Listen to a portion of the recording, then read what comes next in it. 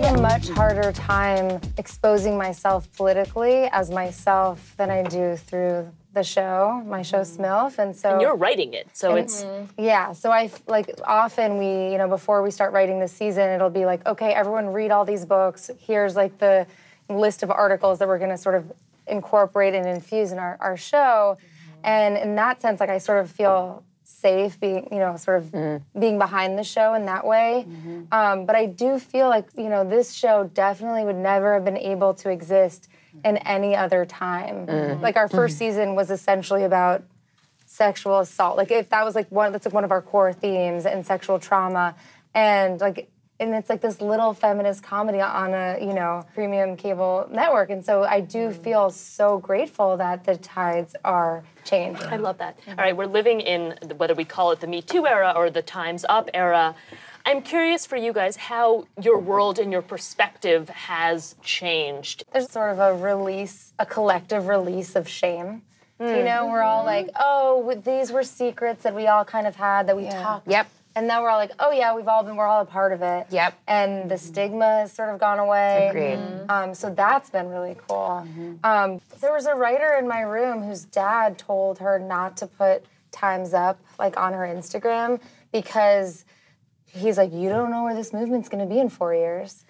That makes me so mad. I mean, I've had male friends say to me, okay, you're going too far with this Time's Up shit. Yeah. And I'm like, what the fuck does that mean? I'm going too far with this equality thing? Yeah. What are you talking about?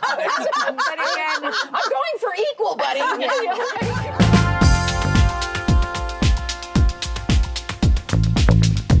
There's been a lot of conversation around Roseanne specifically recently.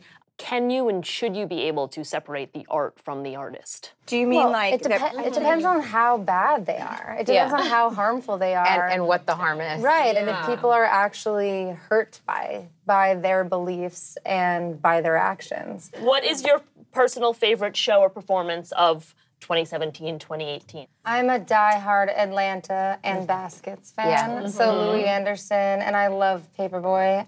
Brian, I think his performance is extraordinary. It's so unbelievable. Good.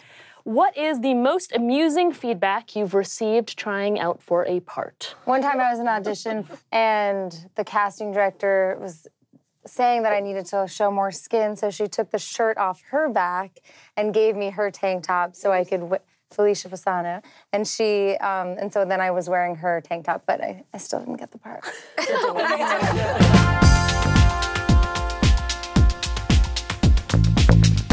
If you had to come up with your wrestling persona, it would be? My brother and I got into a fight recently, and he goes, Frankie, you and your articles. That's Boston for articles.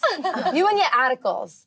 So I don't know if there's something in there. You'd be like Article Jones? Yeah, there we go. Article Jones.